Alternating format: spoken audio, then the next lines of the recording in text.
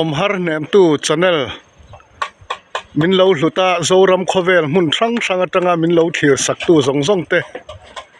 tuna hian tui pui di atangin chibai karon buk chawani tuna kan thir mek hi kan seitak angin dar zo kai tui pui di tia luidung sangha an hum hal na mun kha ania hei hetiang hian lui sangha tui pui di an leng so me ni athen hi chu an len zong hi ke zinga atling nge yang ti thei tur te an ni a tha kan lak na hi he tui pui di tui puya motor an thiar kai na heng lai ve la tang chuan an long lian kan ti thei ome long lian atanga tha kan lak video kan lak ani ti lai te kha ka han soi duwa hei tu na kan thir mek hi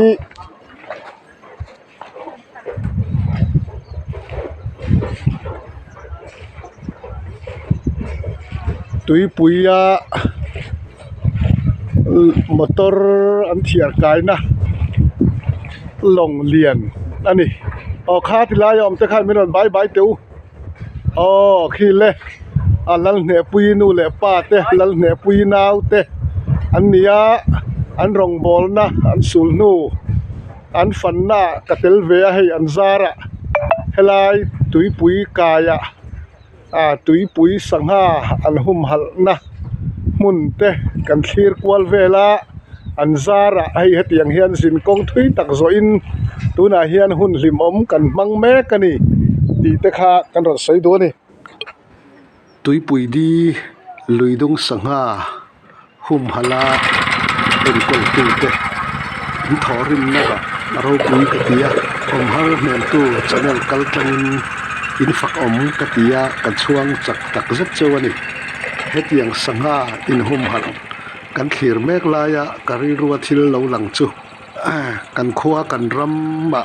thing le mau ruwa te kan hum hel thei lo te aza thak hle in ka hria in thorim na in taimak na hian mimal keima mimal chau po ni lovin he kan channel kal tlanga lo thlir tu te ri ruwa thu soi sela abik takin ri dil ang te po khi hum hal ni ta se tuna hian hei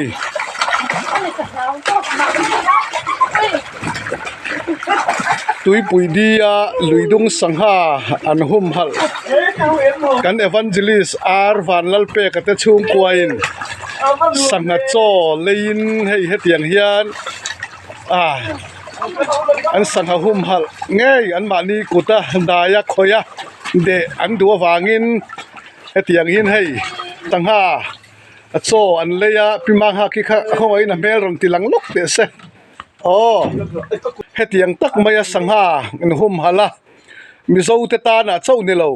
kan then om nam dang te ta na po mu nom tham tur khopa sangha hetianga in hum hal hi en fak om kan tia tu na kan khir mek hi pui di sangha ani zoram khovel mun thang thang atanga kan video min lo thir sak tu te hei tu na hian tui pui di sangha ruchi nu in cho apea ni vut meni let's have a look at in pakom le mai lo dam rengola yang hian zoram khovel ta na phinom in se puri lo thi sai se ro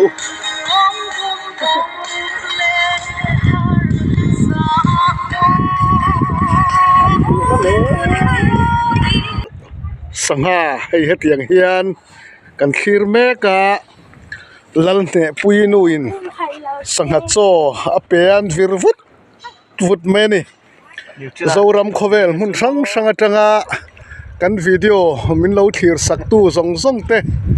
chibai karon buk chawani tui pui di ya sangha lian tak mai a then chu ke zinga atling nge yang tia kan soi thei turte an nia luidung thui tak le zau tak hum hala chung te chu hetiang hian kan thlir mek ka hei sanga hay lắm đồ hơi điệu luôn đây thằng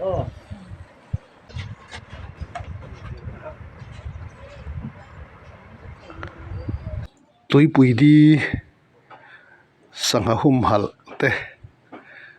munom ti taka kan video kan thlir mek hetiang hian kan han ti top don teang a munom e a ro puye an thorim na anin lungrual na te anin pumpek na te an fak ome kan ti rual hian kan tlang kan ram kan khwa le tui thewa luidung te hum halin enkol ve ila chu chon he video hian keima ni a chona min siam se ti lai te kha kan han sei du ani chim lei tual nuama leng nga te wang khwa tui pui di luidung hum hala khwa le tui zaleng lungrual na in par fung choin vulzai a rel ta e tui pui di a sanga enkol tu ten thei top cho a zofa te ta na sir lai poi mo tak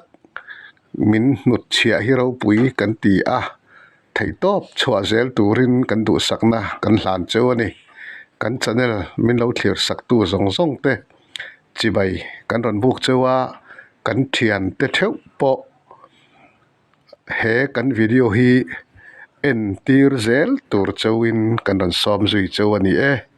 kan lo me